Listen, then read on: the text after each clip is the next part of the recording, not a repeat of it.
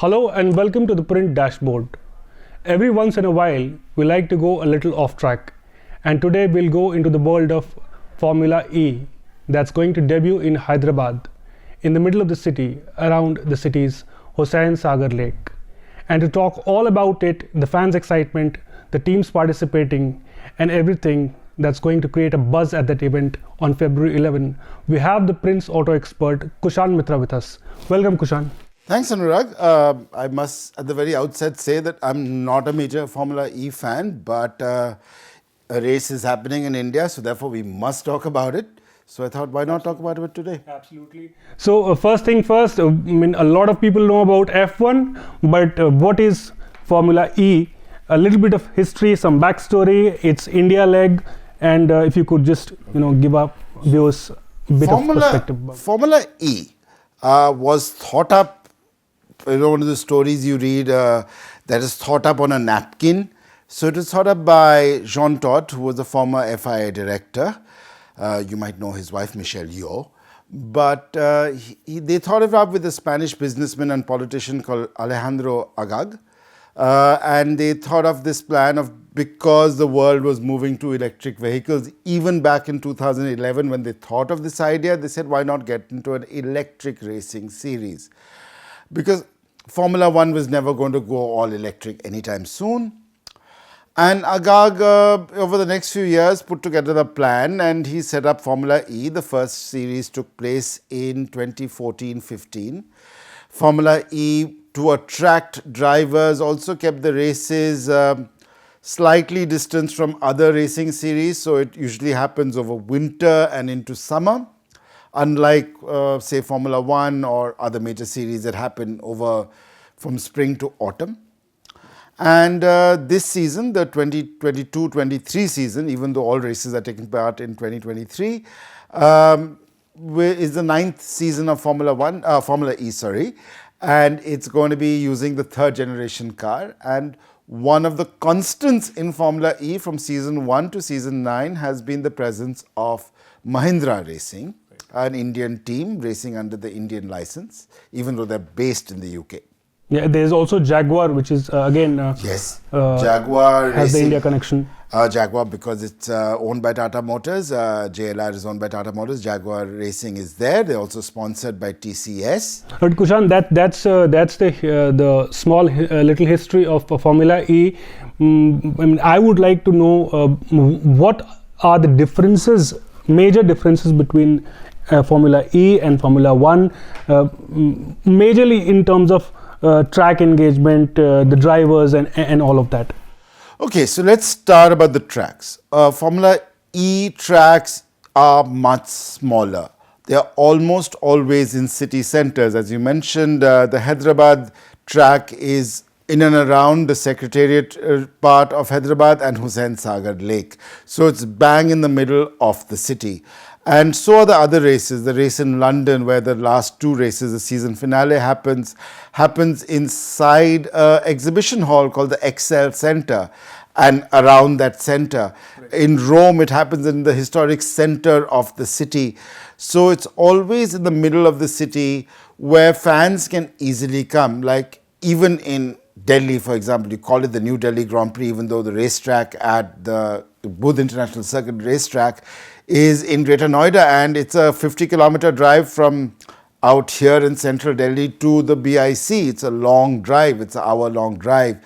And, I remember the first Indian Grand Prix, it was a 2-hour-long drive back. So that's one way they want to engage people. Formula E is always taking place in the city center. In fact, Formula One has learned from that. So the races in Miami, in Mexico City, and this season onwards in Las Vegas will take place in the center of those cities as well, because fans don't really want to travel for 2 hours and then park their car and then walk for half a kilometer, maybe more, to get to their seats. Formula E is just there. But that's more of a change in terms of the thematic treatment of the two races. But I was just wondering and thinking out loud that how is it that because when we think of F1 cars, fast cars, really fast, and then if you think of Formula E, is there a major difference between the speeds involved? Because then you are placing cars in the middle of the city, no matter how much you arrange for it, but then they are not meant for racing. They're not. Formula E cars are slower. They're not, I mean, they're slower and quieter. Electric cars are very, very quiet, obviously. And the circuits are very sharp. So you have a lot of 90-degree sharp turns. So they're braking very hard. Of course, electric cars, they're regenerating a lot of electricity as they brake. So the circuits are very, very tight and very, very short. So, for example, the Hyderabad circuit's only about 2.5 kilometers long compared to, say, the BIC, which is 5.5 kilometers long. Much tighter turns, much tighter and much shorter main straights. So the cars never go that fast, and much narrower as well. So because of the narrowness, the racing looks exciting because the overtakes, the cars are very close to each other, much more bunched up. Unlike, say, Formula One, where you have roads that are almost 60 to 100 feet wide at times. So the shorter cars, the narrower cars, and the racing is kept exciting by, they have things like attack mode. And until this season, at least, had something called fan boost, where fans could vote for their favorite driver to get a little boost of power. Coming to the fans, for those in Hyderabad, they can of course go see the live action. What about those who are not in that city? Where can fans get all the action? So that is another problem with Formula E. It's only available on Disney Plus Hotstar in India. It's not broadcast. I think that's been a reason Formula E is really not caught on with fans, because it's only on a streaming service. It does not have a broadcast partner in India or in many other parts of the world. It's streamed. The other issue with Formula E is that the drivers aren't at, say, Formula One caliber. I'm not degenerating any of them or denigrating, any of them. But they are, guys who either didn't make it in Formula One or guys who are feeding into Formula One. So the guy who won the Formula E championship 2 seasons ago was a Dutch driver called Nick de Vries. Nick is going to be racing for the AlphaTauri Formula One team this year. So, some racing teams such as Mercedes-Benz or BMW, unfortunately not part of Formula E anymore, are using Formula E as a sort of feeder racing series, even though, thanks to manufacturer participation, the FIA has designated Formula E as a world championship. Okay. So can we say that it's also in a way indicative of the state of greener mobility across the world? Is it reflective of that auto sector phenomenon in the game of motorsport as well? Because as e-vehicles start to make their mark globally, and it looks like the focus on Formula E is also looks proportional. And do you think going forward it's going to gain much traction? Well, one reason that the Andhra Pradesh government, led by KCR and his son KTR, who really wanted the race to happen in Hyderabad, was to showcase Hyderabad as a green energy and green mobility hub. And of course, there is a need to promote green mobility. I keep on reviewing electric cars, and early next week I'll be driving the new Hyundai Ioniq 5, which is the latest EV on the market. Mahindra is looking at the race as a big showcase of their technology. They'll be showcasing some of their new electric vehicles. So it's an opportunity for manufacturers to get into it. Now, Mercedes EQ won the last 2 championships and has withdrawn from the sport now because, again, manufacturers only have so much they can do. And I think they'll look at also the possibility of Formula One getting more green, as I said. So even Audi, which was in Formula E through the AB team, they have also left Formula E and they're entering Formula One in 2026. And there is, people think by 2030 you might have a merger of the 2 series. Right. Or, you have Formula One gets more and more. Maybe we can call it hybrid again reflective of of the auto mood across the world, the ever changing landscape of automobiles. Kushan, you also went off track somewhere in Austria. Yes. And that's something some of our readers must have already seen in the last dashboard column that we published. Oh yeah, it was damn. How was that experience? Oh, it was You super. could tell our viewers, Yeah. listeners, what is it?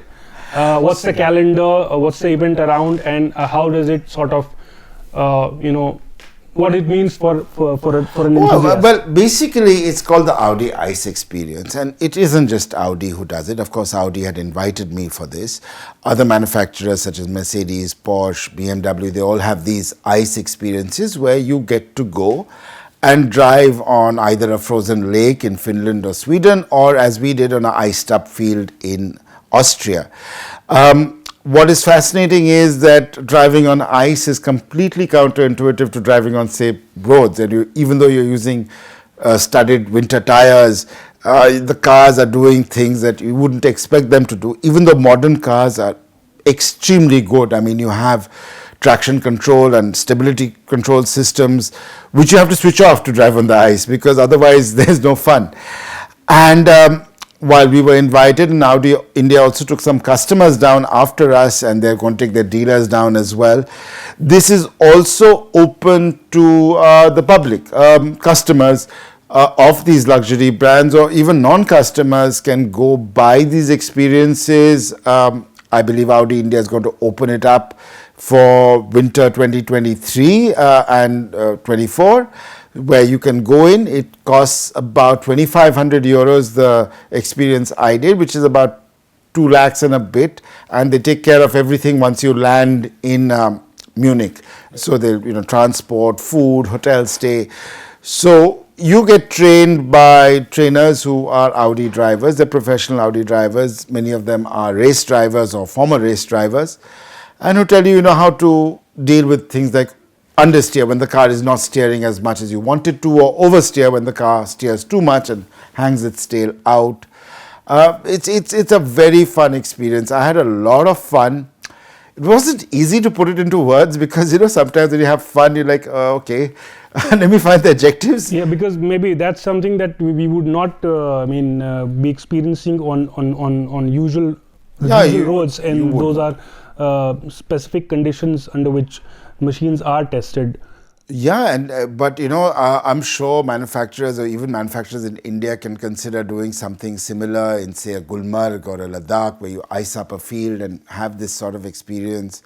And as the Indian car market grows, becomes bigger. In fact, yesterday was a major milestone. Maruti sold their 25th million car in India. So obviously it's a major milestone. The market is growing. People want to have more fun with their cars, and they want to do it in controlled environments.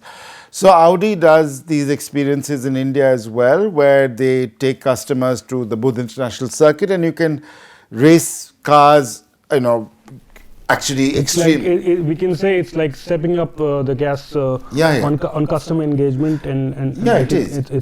It's not just stepping up the gas and customer engagement. I mean, it's an amazing present to buy for your partner, for your your spouse, or even a friend when they have a landmark birthday or anniversary. Why not? I mean, you're driving in traffic, you're stuck on the Barapulla flyover for hours on end sometimes, right? And you sometimes want to get rid of the frustration using your right foot and using your hand, steering around.